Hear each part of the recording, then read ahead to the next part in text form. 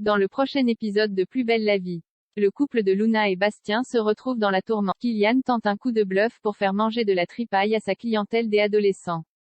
Attention, les paragraphes qui suivent contiennent des spoilers sur l'épisode de Plus belle la vie diffusé demain soir sur France 3. Pavel menace Luna. Face à la menace de Pavel, Luna réplique qu'elle ne le croit pas et qu'il bluffe. Son ancien amant affirme pourtant avoir des preuves pour faire tomber l'un de ses proches. Luna quitte finalement la chambre sans agir. Le lendemain, Luna se confie à Bastien. Elle pense que Pavel est prêt à révéler l'implication de Claire et Léo dans l'évasion de Mousse. Elle est certaine qu'il n'a rien contre elle. Elle décide de ne plus rester sous son emprise et appelle la police pour signaler sa présence dans l'hôtel. Luna se dépêche ensuite d'avertir Pavel afin qu'il prenne la fuite. Or, celui-ci reste pour lui montrer une vidéo qu'il a récupérée grâce à Juan Carrillo.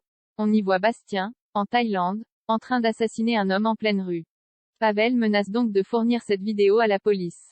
Bastien risquerait d'être extradé en Thaïlande et d'y être condamné à 15 ans de prison. Quand Léo et Patrick débarquent dans le hall du Zéphyr, Luna prétend qu'elle s'est trompée. Elle dit avoir pris un client pour Pavel et s'être trompée. Les policiers soupçonnent néanmoins Luna d'être menacée et manipulée. Pour en avoir le cœur net, ils décident de fouiller les chambres de l'hôtel. Quand ils frappent à la porte de la chambre de Pavel, Bastien leur ouvre. Ce dernier prétend avoir dormi ailleurs après une dispute avec Luna. Patrick fouille à l'intérieur et confirme que Pavel ne s'y trouve pas. Léo souhaite alors à Bastien de se réconcilier avec sa compagne. Bastien referme la porte. Pavel, qui se cachait juste à côté de lui, le félicite d'avoir berné la police.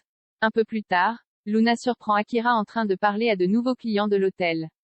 Quand elle reconnaît Stan et Lorraine Fournier, elle s'interpose pour protéger sa belle-fille. Luna leur demande ensuite de partir. Mais Pavel l'oblige à les accueillir.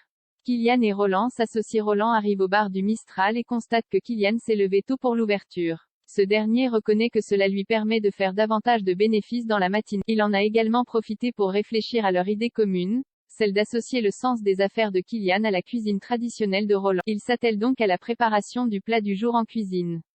Thomas passe les voir, doutant que la clientèle du bar du Mistral apprécie de nouveau des pieds paquets. Mais Kylian et Roland revisitent la recette pour en faire un Mistral burger. Au service du midi, Kylian convainc Sounali d'y goûter et de la rembourser si elle n'aime pas.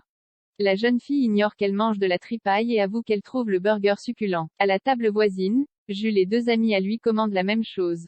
À la fin du service, Kylian et Roland font les comptes. Ils ont réussi à vendre 38 burgers. Ils se réjouissent de ce succès. Ils sont ensuite rejoints par Myrtha.